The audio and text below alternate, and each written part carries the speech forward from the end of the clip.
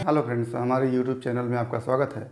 दोस्तों, यदि हमारे चैनल को पहली बार आप देख रहे हैं तो चैनल को सब्सक्राइब अवश्य कर लें ताकि हमारे द्वारा दिया गया हर वीडियो क्लिप का नोटिफिकेशन आपको मिलता रहे। 12th फिजिक्स में इसके पहले हमने पढ़ा था कि दो चालकों को यदि जोड़ दिया जाता है तो उनका उभयनिष्ठ पोटेंशियल क्या होता है और एक चालक से दूसरे चालक पर स्थानांतरित आवेश का मान कितना होता है तथा चालक को जोड़ने के बाद स्थितिज ऊर्जा और चालक को जोड़ने से पहले की स्थितिज ऊर्जा में क्या परिवर्तन होता है उसको हमने देखा था। इसके बाद हमने संधारित्र को भी देखा था। तो आज हम देखेंगे कि यदि कोई संधारित्र है, उनके प्लेटों के बीच कोई परावैद्युत पदार्थ डाल दिया जाता है तो वो परावैद्युत पदार्थ क्या करता है। यानी पहला टॉपिक हमारा होगा संधारित्र में परावैद्युत पदार्थ का कार्य क्या होता है। दूसरा,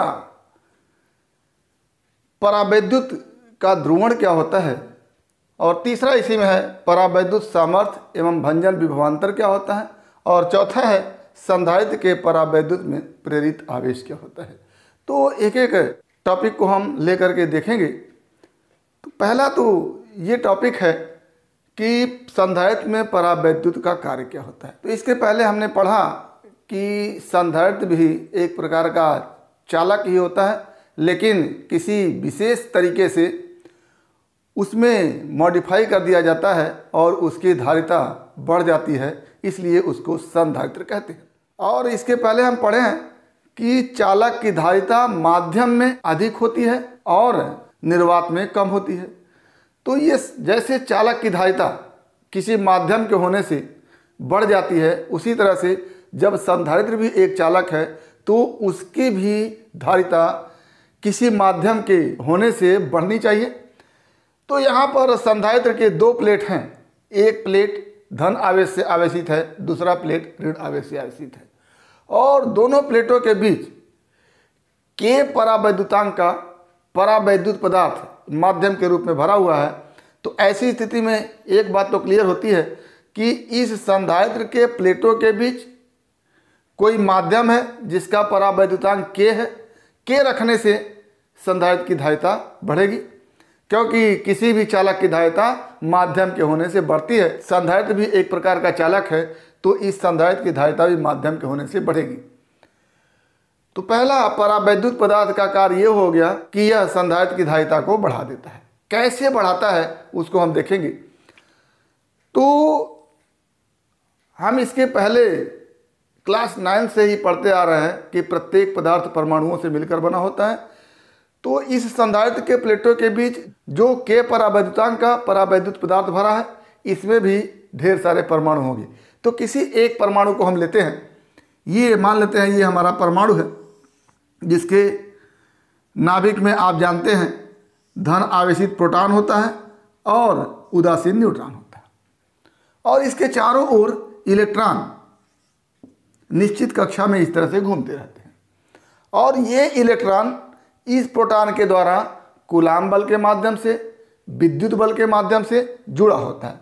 प्रोटॉन पर धन आवेश होता है, इलेक्ट्रॉन पर ऋण आवेश होता है और ये प्रोटॉन इस इलेक्ट्रॉन पर लगातार विद्युत आकर्षण बल लगाता है और ये इलेक्ट्रॉन इसी कारण अपने ऑर्बिट में घूमते हुए इस प्रोटॉन से जुड़ा होता है। इस इलेक्ट्रॉन को वृत्ताकार पथ पर घूमने के लिए इस प्रोटॉन के द्वारा एक विद्युत आकर्षण बल मिलता है और यह विद्युत आकर्षण बल अभिकेंद्र बल के रूप में काम करता है। यानी प्रोटॉन एवं इलेक्ट्रॉन के बीच विद्युत आकर्षण बल अभिकेंद्र बल का कार्य करता है और इलेक्ट्रॉन वृत्ताकार पथ पर घूमता है। और मान लेते हैं इस इलेक्ट्रॉन की त्रिज्या r हो तो इस पर लगने वाला जो विद्युत बल है वो हो जाएगा 1/4 पाई ऑफ साइलेंट 0 Q1 इलेक्ट्रॉन पर आवेश इंटू Q2 प्रोटॉन पर आवेश बटा r²। ये हो जाएगा कूलाम बल या विद्युत आकर्षण बल और यही बल जो होगा अभिकेंद्र बल mv²/r के बराबर होगा। अब बताइएगा, जैसे जैसे r का मान बढ़ेगा, इलेक्ट्रॉन के कक्ष की त्रिज्या बढ़ेगी, वैसे वैसे विद्युत आकर्षण बल कम होता जाएगा और जो सबसे बाहर के इलेक्ट्रॉन होंगे उन पर ये जो विद्युत आकर्षण बल सबसे कम लगेगा, क्योंकि आप जानते हैं कि जैसे जैसे आवेशों के बीच की दूरी बढ़ती है वैसे वैसे विद्युत आकर्षण बल कम होता जाता है। तो आउटर मोस्ट के इलेक्ट्रॉन जो होंगे, सबसे बाहरी कक्ष के जो इलेक्ट्रॉन होंगे उन पर विद्युत आकर्षण बल कम लगेगा और ये इलेक्ट्रॉन जो होंगे बहुत कम बल से बंधे हुए होंगे प्रोटॉन के साथ। अब जब बहुत कम बल से बंधे हुए होंगे तो वो कभी कभी अपने ऑर्बिट को छोड़ देते हैं। यानी कुल मिलाकर के हम कहें तो परमाणु के बाहरी कक्ष के इलेक्ट्रॉन नाभिक के साथ लूजली बाउंडेड होते हैं और वो कभी कभी अपने ऑर्बिट को छोड़ देते हैं। अब इस परावैद्युत पदार्थ में ढेर सारे परमाणु हैं और उसके इलेक्ट्रॉन ऑर्बिट के चारों ओर घूम रहे हैं, लेकिन आउटर मोस्ट का जो इलेक्ट्रॉन है वो लूजली बाउंडेड है और वो कभी कभी अपने ऑर्बिट को छोड़ देता है। जब वो अपने ऑर्बिट को छोड़ता है तो वो मुक्त इलेक्ट्रॉन के रूप में जाना जाता है। तो हर पदार्थ में, ये परावैद्युत पदार्थ ही नहीं, किसी भी पदार्थ में जो परमाणु के बाहरी इलेक्ट्रॉन होते हैं वो कभी कभी मुक्त इलेक्ट्रॉन बन जाते हैं और वो धातु की सीमा के अंदर रैंडम मोशन करते रहते हैं, अनियमित गति करते रहते हैं। जब इस परावैद्युत पदार्थ के अगल बगल में जो संधारित्र के प्लेट हैं उनको जब हम आवेश देते हैं तो इसके अंदर के जो परमाणु होते हैं उनके इलेक्ट्रॉन पर यह धन आवेश क्या करता है, विद्युत आकर्षण बल लगाने लगता है।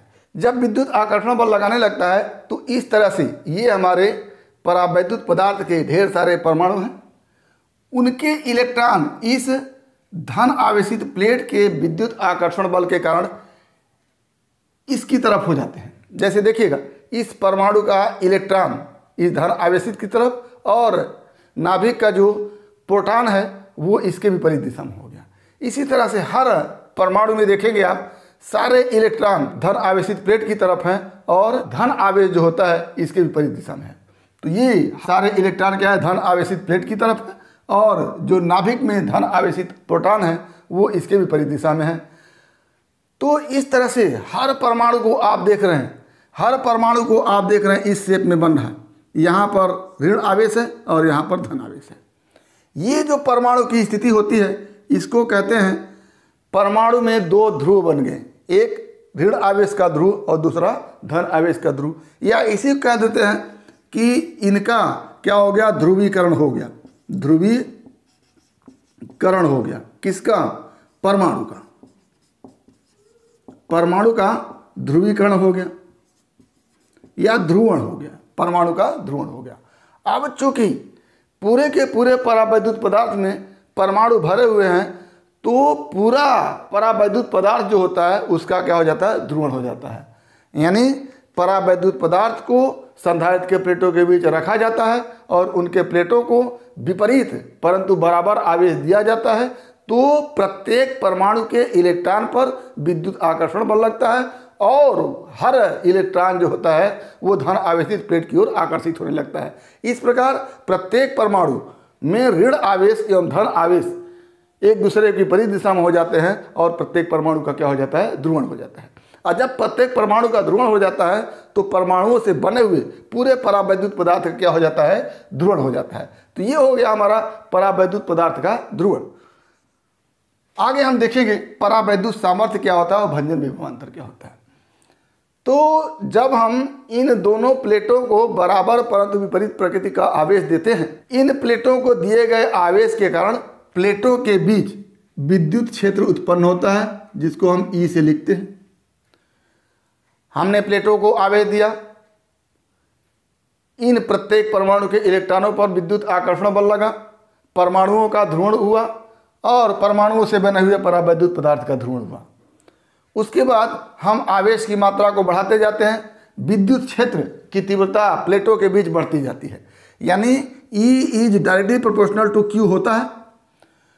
तो हम प्लेटों को दिए गए आवेश को बढ़ाते हैं तो इनके बीच विद्युत क्षेत्र की तीव्रता क्या होती है, बढ़ती जाती है। एक स्थिति ऐसी आती है कि आवेश को बढ़ाने पर इन परमाणुओं पर लगने वाला विद्युत आकर्षण बल इतना अधिक बढ़ जाता है कि ये जो ऋण आवेशित इलेक्ट्रॉन है इन परमाणुओं को छोड़ करके मुक्त हो जाते हैं। और जब परमाणुओं को छोड़ करके मुक्त होते हैं तो ये जा करके धन आवेशित प्लेट में विलीन हो जाते हैं या धन आवेशित प्लेटों से उदासीन हो जाते हैं।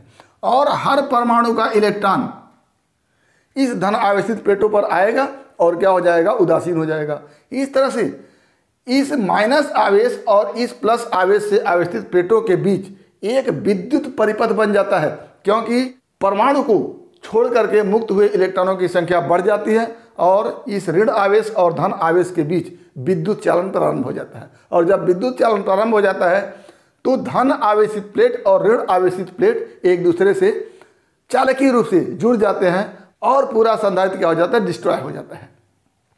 क्यों? क्योंकि इस संधारित्र के प्लेटों के बीच अचालक परावैद्युत पदार्थ लगा होता है जिसमें मुक्त इलेक्ट्रॉन नहीं होते हैं। लेकिन जैसे जैसे हम इन प्लेटों को दिए गए आवेश की मात्रा को बढ़ाएंगे, विद्युत आकर्षण बल प्रत्येक इलेक्ट्रॉन पर बढ़ेगा और ये इलेक्ट्रॉन धीरे धीरे अपने परमाणु के कक्ष को छोड़ देंगे, मुक्त इलेक्ट्रॉन बन जाते हैं। और मुक्त इलेक्ट्रॉन पर्याप्त मात्रा में होने के कारण ये ऋण आवेशित प्लेट से धन आवेशित प्लेट की ओर चालकीय पथ बना लेते हैं और ऋण आवेशित प्लेट धन आवेशित प्लेट एक दूसरे से उदासीन हो जाता है और पूरा का पूरा संधारित्र डिस्ट्रॉय हो जाता है, क्योंकि संधारित्र को बने रखने के लिए ये धन आवेशित प्लेट और ऋण आवेशित प्लेट का होना आवश्यक होता है।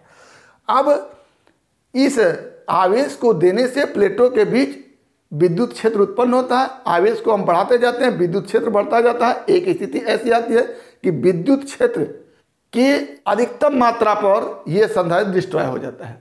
इसी विद्युत क्षेत्र की मात्रा को हम क्या कहते हैं, विद्युत क्षेत्र की तीव्रता को क्या कहते हैं, परावैद्युत सामर्थ्य कहते हैं। आगे, अब इन आवेशों को देने के कारण इन प्लेटों के बीच न केवल विद्युत क्षेत्र उत्पन्न होता है बल्कि विद्युत विभवांतर भी पैदा होता है। और आवेश को बढ़ाने जाने के कारण विद्युत विभवांतर का मान भी बढ़ता जाता है। एक स्थिति ऐसी आती है कि एक निश्चित विभवांतर पर यह संधारित्र डिस्ट्रॉय कर जाता है, धन आवेशित प्लेट ऋण आवेशित प्लेट में सम्मिलित हो जाते हैं, या कह लें धन आवेशित प्लेट और ऋण आवेशित प्लेट के बीच चालकीय पथ बन जाता है और संधारित्र समाप्त हो जाता है। उसी निश्चित विभवांतर को क्या कहते हैं, हम भंजन विभवांतर कहते हैं। तो भंजन विभवांतर और विद्युत सामर्थ्य की परिभाषा हम लिख सकते हैं कि प्लेटों को दिए गए आवेश की मात्रा में वृद्धि करने पर प्लेटों के बीच उत्पन्न विद्युत क्षेत्र की तीव्रता में वृद्धि होती है और परावैद्युत पदार्थ के परमाणु के इलेक्ट्रॉन पर भी लग रहे विद्युत बल में वृद्धि होती है। विद्युत आवेश के अधिकतम मान के कारण उत्पन्न अधिकतम विद्युत क्षेत्र की तीव्रता, जिस पर परमाणु से इलेक्ट्रॉन मुक्त होकर दोनों प्लेटों के बीच चालकीय पथ बनाते हैं और संधारित्र के प्लेट के उदासीन होने से संधारित्र का अस्तित्व समाप्त हो जाता है। इसी अधिकतम विद्युत क्षेत्र की तीव्रता को परावैद्युत सामर्थ्य कहते हैं एवं इसके संगत प्लेटों के बीच विभवांतर को भंजन विभवांतर कहते हैं। ये हो गया हमारा विद्युत सामर्थ्य एवं भंजन विभवांतर। प्लेटों के दिए गए आवेश में वृद्धि के कारण प्लेटों के बीच विद्युत क्षेत्र में वृद्धि हो जाती है। एक स्थिति ऐसी आती है कि इस अधिकतम विद्युत क्षेत्र पर परमाणु से इलेक्ट्रॉन मुक्त होते हैं और दोनों प्लेटों के बीच चालकीय पथ बना लेते हैं और संधारित्र क्या हो जाता है, डिस्ट्रॉय हो जाता है। इसी अधिकतम विद्युत क्षेत्र के मान को परावैद्युत सामर्थ्य कहते हैं। और इस अधिकतम विद्युत क्षेत्र के संगत जो विद्युत विभवांतर उत्पन्न होता है प्लेटों के बीच, उसे क्या कहते हैं, भंजन विभवांतर कहते हैं। आगे हम देखते हैं संधारित्र के परावैद्युत में प्रेरित आवेश। परावैद्युत में प्रेरित आवेश, इसको जानने के लिए हम देखेंगे कि इस धन आवेशित प्लेट और इस ऋण आवेशित प्लेट के बीच विद्युत क्षेत्र कितना होता है जब दोनों प्लेटों के बीच परावैद्युत पदार्थ भरा हुआ है जिसका परावैद्युतांक K। तो ऐसी स्थिति में हम क्या जानते हैं कि K परावैद्युतांक, K परावैद्युत पदार्थ से भरे संधारित्र के प्लेटों के बीच विद्युत क्षेत्र की तीव्रता। अगर इसको हम ई से लिखें तो ई इक्वल टू क्या होता है, सिग्मा अपान के एप्सिलॉन 0 ये होता है। अब यहाँ पर सिग्मा क्या है, सिग्मा इस प्लेट पर आवेश का पृष्ठ आवेश घनत्व होता है। तो सिग्मा को हम क्या लिख सकते हैं, सिग्मा इक्वल टू, अगर पूरा आवेश Q है और इस प्लेट का क्षेत्रफल A है तो Q अपान A लिख सकते हैं, ये हो गया। और यहीं से E इक्वल टू क्या हो जाएगा हमारे पास, Q अपान के A एप्सिलॉन 0, ये हम समीकरण 1 कर लेते हैं। अच्छा, अब इस E को हम दूसरे रूप में देखते हैं। जैसे अब ये पूरे के पूरे परावैद्युत पदार्थ के परमाणु ध्रुवित हो चुके हैं, सबका ध्रुवण हुआ। अब यहां से हम देखते हैं कि ये धन आवेश और ये ऋण आवेश एक दूसरे के करीब हैं, तो ये एक दूसरे को उदासीन कर देते हैं। अब ये उदासीन किए तो ये पूरा का पूरा धन आवेश और ये पूरा पूरा ऋण आवेश क्या हो गया, समाप्त हो गया। और ये धन आवेश इस ऋण आवेश से उदासीन हुआ।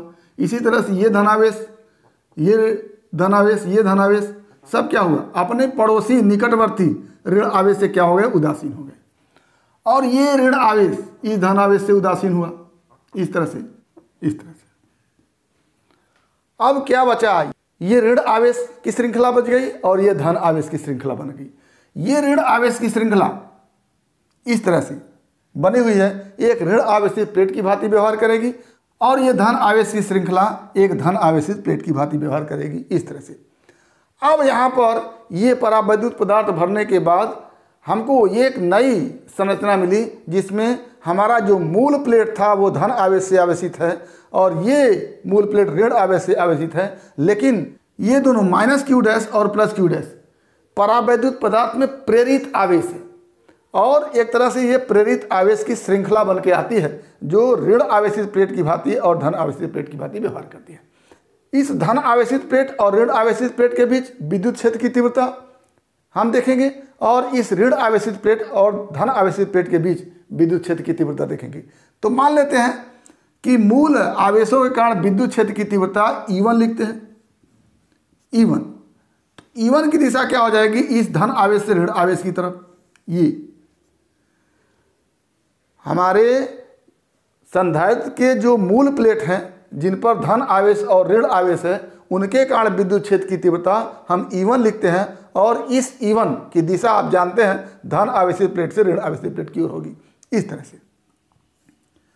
अब ये जो परावैद्युत पदार्थ में प्रेरित आवेश माइनस क्यू डैश और प्लस क्यू डैश है, इनके कारण हम विद्युत क्षेत्र की तीव्रता को E2 मानते हैं और E2 को देखेंगे तो इस धन आवेश से इस ऋण आवेश की ओर होगी। तो क्या हो गया, ये E2 धन आवेश से ऋण आवेश की ओर हो गई। अब देख रहे हैं हम E1 और E2 एक दूसरे के विपरीत दिशा में है, तो इन दोनों के बीच जो परिणामी विद्युत क्षेत्र की तीव्रता होगी वही विद्युत क्षेत्र की तीव्रता E के बराबर होगी।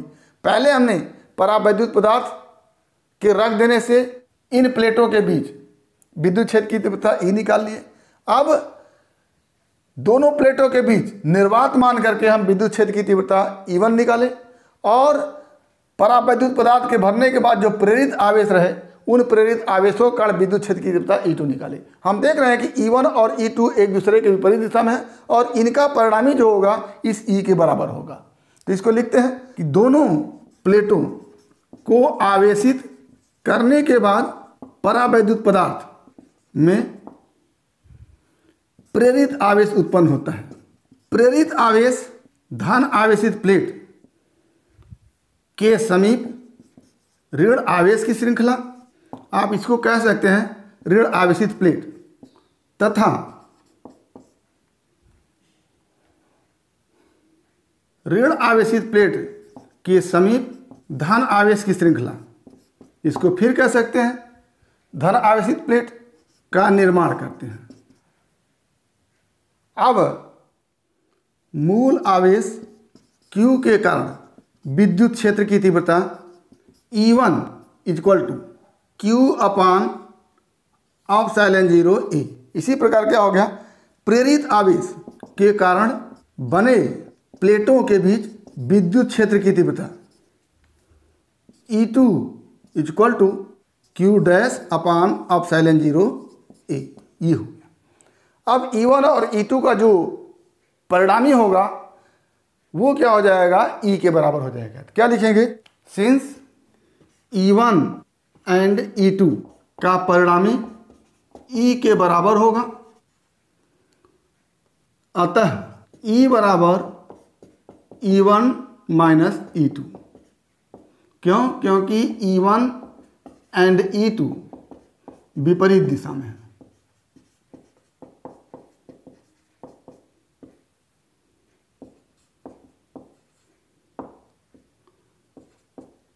अब क्या हो गया, E का मान हम जानते हैं ये है Q upon K epsilon 0 A equal to E1 का मान है Q अपान एप्सिलॉन 0 A और E2 का मान है Q dash upon epsilon 0 A।